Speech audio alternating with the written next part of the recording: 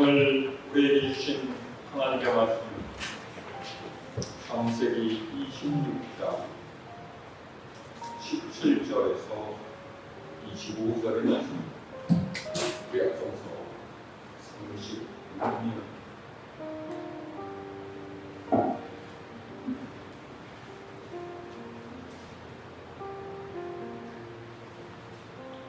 공독하겠습니다. 이삭이 그곳을 떠나 그랄 골짜기에 장막을 치고 거기 거류하며 그 아버지 아브라함 때에 봤던 우물들을 다시 봤으니 이는 아브라함이 죽은 후에 블레셋 사람이 그 우물들을 메웠습니다. 이삭이 그 우물들의 이름을 그의 아버지가 부르던 이름으로 불렀더라.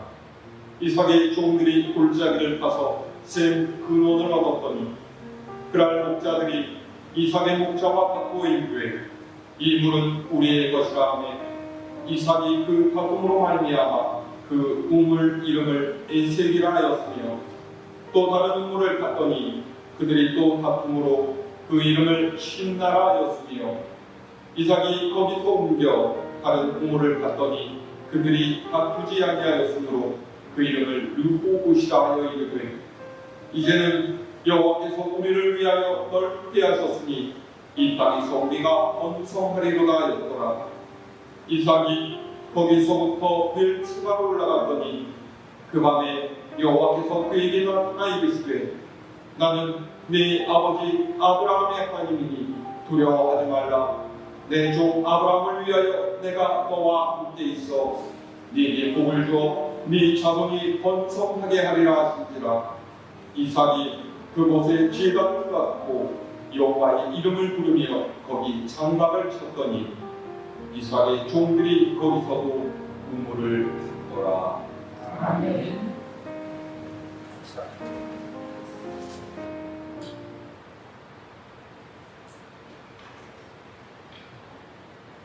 열린 예배를 하니까 평소와는 굉장히 느낌도 다르고 분위기도 굉장히 좋아진 것 같아요. 우리 수고한 임남준 황미숙 성도님 감사하다고 우리 박수 한번.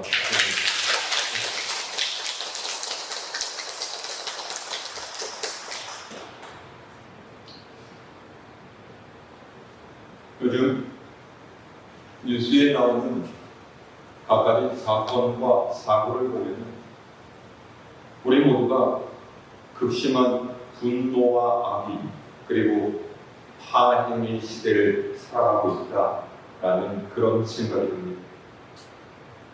물론 사람이 살다 보면 화가 날 수도 있고요. 때로는 악한 생각이 들 수도 있습니다. 하지만 그렇더라도 그것을 누르고서 사람답게 살고자 노력하는 것 단연하지 않겠습니까? 그런데 점점 그렇게 생각하는 사람들이 많지 않아진다라는 거예요. 여러분도 아시겠지만 요 근래에 우리 사회를 떠들썩하게 했던 서울 신림동 살인 사건은 33살 남성이 불행한 자신의 처지를 비관하고서 다른 이도 자신처럼 불행하게 만들어야 하겠다는 삐뚤어진 생각으로 저지른 끔찍한 사건이었죠. 또 서울 서초구에서 한 초등학교 교사가 자살을 했습니다. 아직 원인이 분명하게 밝혀지지는 않았지만 학생 지도에 따른 학부모의 민원 때문에 괴로워하다가 극단적인 선택을 했다, 이렇게 추정이 되고 있어요.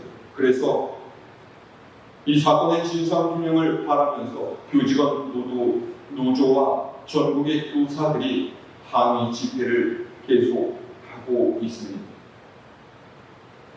이런 사건 중에서 요즘 저를 가장 경악하게 했던 사건은 아내를 바다에 빠뜨려 죽이고서 사고사로 위장했던 남편이 경찰에 검거된 사건이었습니다. 아내를 그냥 바다에 밀어 넣기만 한 것이 아니냐, 혹시 죽지 않고 살아남을까봐 커다란 돌을 물에 빠진 아내의 머리에다가 여러 차례 던졌다라는 거예요. 제가 이 뉴스를 보면서 그야말로 치가 떨렸습니다. 살을 맞대고 함께 살던 아내를 죽이려 물에 빠뜨린 것도 모자라서 살려달라고 외치는 아내를 향해서 돌을 던진 이 사람의 정신 상태는 도대체 어떻게 되어먹는 것일까? 그런데 이런 일들은 지금 이 사회에서 벌어지는 기막힌 일 중에 한두 가지일 뿐입니다. 길에서 부딪혔는데 사과를 안 하고 갔다고 흉기를 들고서 자신과 부딪힌 사람을 찾으러 다니던 사람이 경찰에 검거되는 일도 있었고, 주차장 시비나 층간 소음 문제 등으로 인한 마찰과 다툼 가운데 벌어지는 사건들은 우리가 다 모르다 뿐이지 일상에서 매일같이 일어나는 일들입니다. 그러니까 범죄한 사람은 특별하게 정신적으로 문제가 있고 다른 이들보다 몇십 배 악하기 때문에 그런 것이 아니라 우리 사회가 전반적으로 자신의 분노를 다른 사람에게 쉽사리 풀어내는 이런 경향 아래 놓여 있다. 왜 자꾸만 이런 일들이 일어날까요? 수많은 전문가와 학자들이 이런 사회적 병리 현상의 원인에 대해서 여러 가지 이론을 제시하지만 저는 이 모든 것은 인간이 하나님을 두려워하지 않고 하나님 없이 살아가기 때문이라는 그런 생각입니다. 인간은 그를 지으신 하나님을 두려워하지 않고 하나님의 뜻을 따르지 않고 그의 안에 있는 죄성을 따라서 제 뜻과 제 욕심대로 살아갈 때 생명을 경시하고 이 인간을 추구하는 이기적인 존재가 될 수밖에 없습니다. 그래서 인간은 하나님 앞에서 하나님을 섬기면서 살아요. 그것이 인간이 가장 인간답게 될 수 있는 길이에요. 오늘 말씀은 아브라함의 아들 그리고 야곱의 아버지 이삭에 관한 이야기입니다. 성경을 보면 하나님께서 이스라엘 백성에게 자신을 계시하실 때 가장 많이 쓰신 표현 중에 하나가 나는 너희의 조상 아브라함의 하나님, 이삭의 하나님, 야곱의 하나님이다 라는 말. 우리는 이 세 명을 모두 잘 알고 있습니다. 그런데 성경에 기록된 아브라함과 야곱의 이야기에 대해서 이삭에 대한 이야기는 그 양이 그리 많지 않을 뿐만 아니라 그의 믿음이나 삶이 특별하게 돋보이는 장면이 별로 없습니다. 가장 많이 이야기되는 모리아산의 이삭 번제 사건도 사실 주인공은 아버지 아브라함 이삭이 아니에요. 그래서 우리는 이삭을 그날을 에서만을 편애했던 아버지 정도 그 정도밖에는 생각하지 않지만 오늘 말씀에서 우리는 이삭이 어떤 믿음의 삶을 살았는지 살펴볼 수가 있습니다. 먼저 오늘 말씀에서 이삭이 처해 있던 상황에 대해서 알 필요가 있는데 도엘라히로이에 살던 이삭이 흉년을 피하려고 블레셋 땅으로 이주를 했습니다. 그리고 거기서 하나님의 복을 받아 굉장히 큰 부자가 되었다. 양과 소가 떼를 두고 하인들도 수없이 많아졌습니다. 그런데 이를 보고서 그곳의 원주민인 블레셋 사람들이 이삭을 시기합니다. 자신들의 동족도 아니고 본래 이곳에 살던 사람도 아닌 외부인이 들어와서 큰 부자가 되었습니다. 배가 아팠더니 그래서 어떻게 했어요?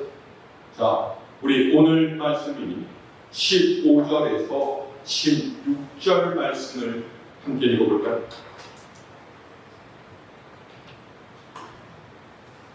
15절에서 16절의 말씀입니다.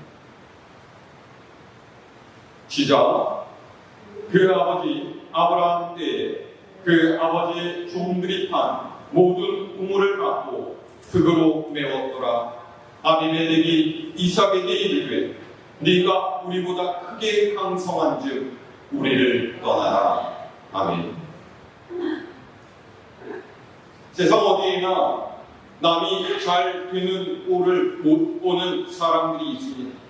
블레셋 사람들 중에서 그런 이들이 있어서 이삭의 아버지 아브라함 때부터 사용해오던 우물들을 다 흙으로 메워버렸다라는 거예요. 예전에도 언젠가 한 번 말씀드린 적이 있는 것 같은데, 중동 지역에서 우물은요 굉장히 귀한 재산이고 그 집안의 생명줄이나 마찬가지입니다. 왜냐하면 비가 적게 오는 이 지역에서 양이나 소를 치는 목축을 생계수단으로 삼는 사람들에게는 비가 오는 우기나 비가 오지 않은 번기나 어느 때를 방문하고 가축을 먹일 물을 확보할 수 있는 우물이야말로 무엇과도 바꿀 수 없는 소중한 것이었기 때문입니다. 그런데 블레셋 사람들이 이 우물을 메워버렸다라는 것. 설상가상으로 블레셋 지역을 다스리는 아비멜렉이 이삭을 쫓아냅니다. 네 세력이 너무 강성해졌다.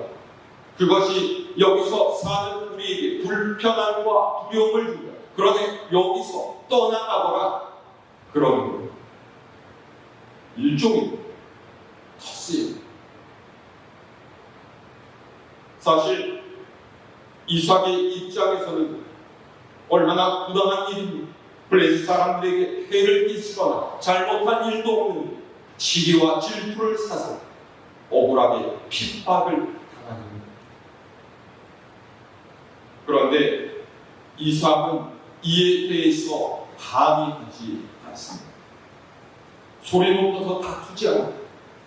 그냥 조용히 그곳을 떠나서 인근의 그랄 골짜기로 갔습니다.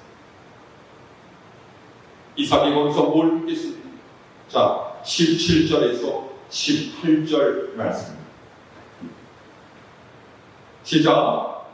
이삭이 그곳을 떠나 그랄 골짜기에 장막을 치고 거기 거류하며 그 아버지 아브라함 때 팠던 우물들을 다시 팠으니 이는 아브라함이 죽은 후에 블레셋 사람이 그 우물들을 메웠습니다. 이삭이 그 우물들의 이름을 그의 아버지가 부르던 이름으로 불렀더라. 아멘. 이삭은 이곳에서 아버지 아브라함이 이곳에 머물 때 팠던 우물들을 다시 파요. 왜냐하면 이곳의 우물도 아브라함이 죽은 후에 블레셋 사람들이 와서 다 메워버렸기 때문이죠. 아브라함이 팠던 우물을 다시 파면서 이삭이 무슨 생각을 했을까? 이것은 나만 당했던 고난이 아니고 아버지도 여기에 우물을 팔 수밖에 없었다. 하지만 아버지가 이 모든 것을 끝내 이겨냈으니 나도 이겨내야지. 아버지의 하나님께서 나와 함께 하시다. 그러지 않았을까? 그런데 아브라함의 우물을 파서 물을 얻기 무섭게 또다시 사건이 일어납니다. 자, 그 안에 19절에서 20절 말씀입니다. 시작. 이삭의 종들이 골짜기를 파서 새 근원을 얻었더니 그날 목자들이 이삭의 목자와 다투어 이르되 이 물은 우리의 것이라 하며 이삭이 그 다툼으로 말미암아 그 우물 이름을 에셀이라 하였으며. 아멘. 무슨 일이 일어났어? 어디서 물 냄새라도 맡았는지 블레셋 사람들이 이삭에게 찾아와서 따지고 보는 거예요. 이봐, 누가 여기 우물을 파라고 했어? 여기는 우리 땅입니다. 이 우물도 다 우리 거예요. 그러니까 여기서 나가. 억지를 부렸다는. 여러분, 이쯤 되면 억울하고 화가 나지 않겠습니까? 내가 한 번 양보했는데 또 와서 이런다. 아니, 한 번 참았으면 됐지. 나를 뭘로 보고 이러는 거야? 그런 생각이 들지 않겠어요? 그런데 이삭은 또다시 우물을 주고 물러, 그리고 다른 우물을 파서 물을 얻어. 그런데 우물을 차지한 블레셋 사람들이 거기에서 만족하지 않습니다. 이삭을 쫓아와서 새로 판 우물도 내놓으라고 시비를 거는 거예요. 21절의 말씀을 읽을까요? 시작. 또 다른 우물을 팠더니 그들이 또 다툼으로 그 이름을 신나라 하였으며. 아멘. 여러분, 생각해 보세요. 중동 지역에서 물을 얻는 것이 쉬운 일이었겠습니까? 우물을 하나 판다고 하는 것은 그저 땅에다가 삽질 몇 번 하는 정도로 되는 일이 아니에요. 물이 아무 데서나 솟는 것도 아니고, 우물을 파기 위해서는 몇 번의 실패를 겪으면서 꽤 많은 수고와 노력을 했어야만 했을 것입니다.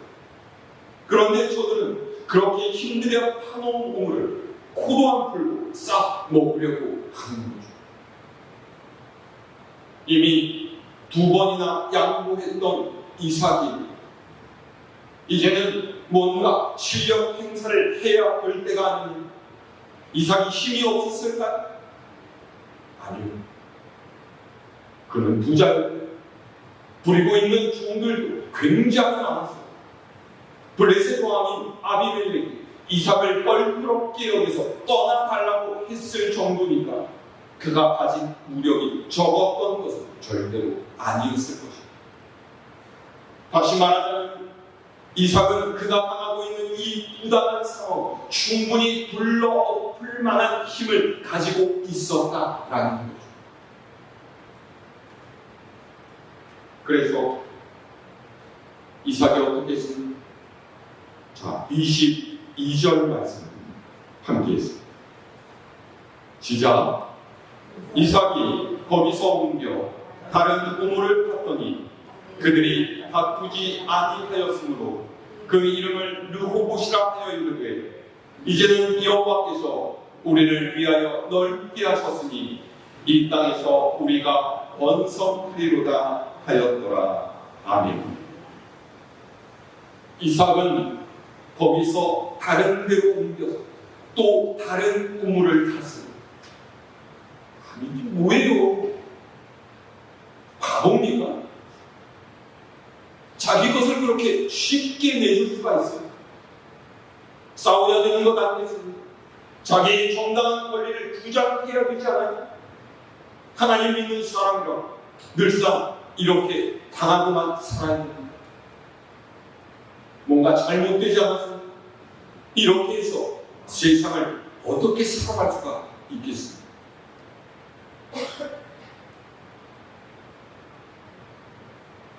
그런데 여러분, 이삭의 이런 행동에 숨겨진 그의 믿음을 잘 보아요.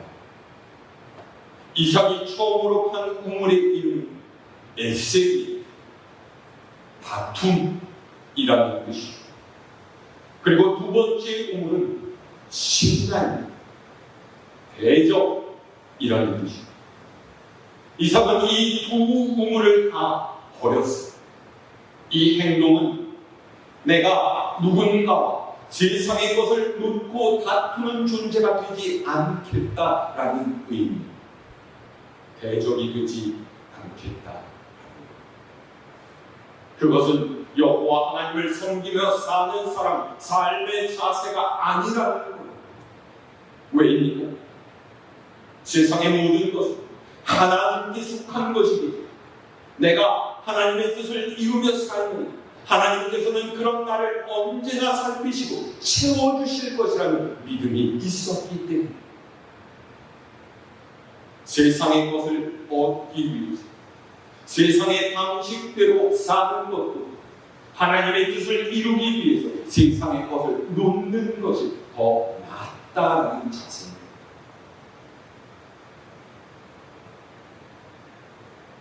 보세요.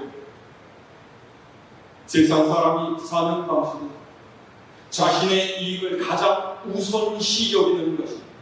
이익을 얻기 위해서는 자신의 뜻대로 하기 위해서는 남과 싸우고 때로는 상처 입히고 때로는 죽이기까지. 그것을 세상은 적자 생존의 논리라고 합니다. 목청 큰 사람이 더 강한 사람이 살아남는다라는 거예요. 하지만 하나님께서는 우리를 그런 존재로 만들지 않으셨어요. 하나님께서는 서로 사랑하고 도와주고 이해하고 용서하는 존재로 지으셨어요. 이삭은 이런 하나님의 뜻을 아는 사람입니다. 그래서 남과 싸우는 것이 아니라 자신과 싸우고 또 다른 곳을 찾아서 우물을 새 우물을 파는 일은 그렇게 하나님께로 더 가까이 나아가는 일입니다. 이삭이 세 번째로 우물을 파고서 그 우물을 르호봇이라고 이름을 지었습니다. 더 넓은 우물이라는 뜻이죠. 이 우물을 판 뒤에 이삭이 하나님께 뭐라고 감사했어요? 이제는 여호와께서 우리를 위하여 넓게 하셨습니다. 이 땅에서 우리가 번성하리라.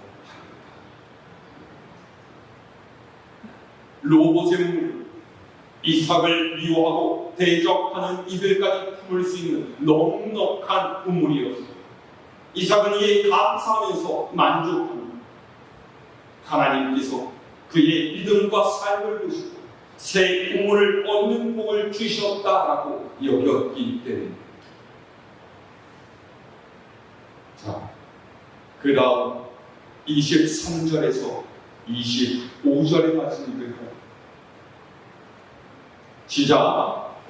이삭이 거기서부터 브엘세바로 올라갔더니 그 밤에 여호와께서 그에게 나타나 이르시되 나는 네 아버지 아브라함의 하나님이니 두려워하지 말라.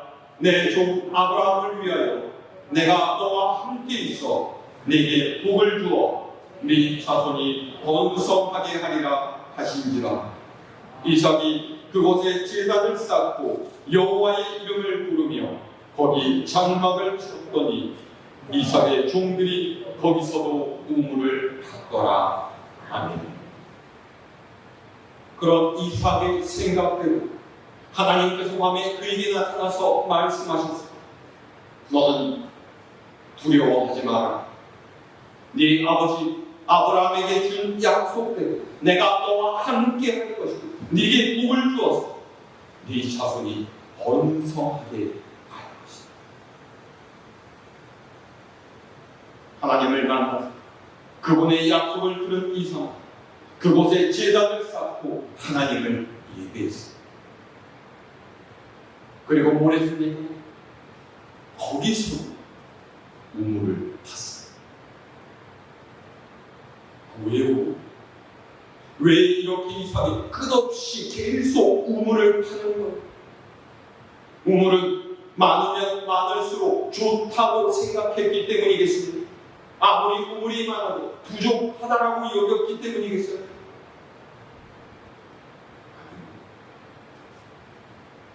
이제 우물은 누구의 것이 되어도 상관이 없었습니다. 그에게는 우물보다 더 귀한 하나님의 약속이 있었기 때문입니다. 그는 이제 자신이 아닌 다른 일을 위해서 우물을 팠다. 이미 그는 르호봇의 우물을 가졌기 때문입니다. 오늘 살아가는 우리는 항상 우물을 두고서 다투지 않습니다. 권력의 우물, 물질의 우물, 명예의 우물, 그리고 자존심의 우물들까지 우물을 차지하기 위해서 소리를 높여 싸우고 때로는 멱살잡이를 하고 심하게는 흉기까지 휘두릅니다. 하지만 그리스도인은 우물을 차지하려고 다투지 않습니다. 우리는 르호봇의 우물을 가졌기 때문입니다. 태양빛이 환하게 비치는 촛불을 다스리고 싸우는 사람은 없습니다. 더 좋은 것을 가진 사람은 남과 다투지 않습니다. 우리 세상의 것과 비교할 수 없는 영원한 생명이 있지 않습니까? 그러니 세상의 시시한 것들은 그냥 나눠줄 수 있습니다. 누가 나를 미워하고 괴롭힙니까? 시기 질투에 그게 무슨 문제가 있습니까? 하나님께서 나를 사랑하십니다. 지금 우리가 삶의 힘겨운 가운데 있어 하나님께서 우리와 함께 하시면 우리는 그것으로 만족할 수가 있습니다. 그러니 누가 우리에게 뭐라 하든 아랑곳하지 마시고 갈 길을 가면 하나님께서 우리와 함께 하시면 우리에게 부족한 것이 무엇이겠습니까? 보세요. 이삭이 이렇게 살아갑니다. 이삭을 쫓아냈던 블레셋 왕 아비멜렉이 이삭을 다시 찾아갑니다. 자, 오늘 말씀 아래에 26절에서 28절 말씀 읽어볼까요? 26절에서 28절의 말씀. 시작. 아비멜렉이 그 친구 아못삭과 군대장관 비골과 더불어 그랄에서부터 이삭에게로 온지라. 이삭이 그들에게 이르되 너희가 나를 미워하여 나에게 너를 떠나게 하였거늘 어찌하여 내게 왔느냐. 그들이 이르되 여호와께서 너와 함께 계심을 우리가 분명히 보았으므로 우리의 사이 곧 우리와 너 사이에 맹세하여 너와 계약을 맺으리라 말하였노라. 아멘. 아비멜렉이 이삭을 찾아와서 하는 말이 무엇입니까? 여호와께서 너와 함께 계시는 우리가 분명히 보았다. 우리가 너를 시기하고 질투해서 네 것을 빼앗고 계속 핍박했지만 네가 다툼 없이 계속 우물을 타고 물을 얻는 것을 보면서 하나님께서 정말 이 사람과 함께 하시는 오히려 두려움을 느끼고 평화 조약을 맺으려고 찾아왔다. 이거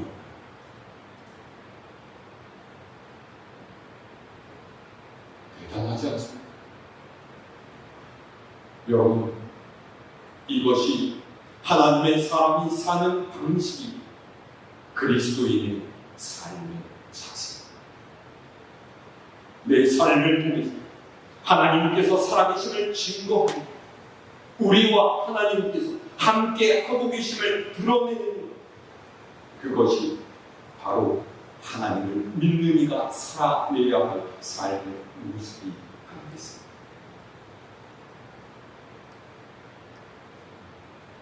저는 우리 갈보리 교회 모든 교우들이 이 말을 듣고 살 수 있기를 바랍니다.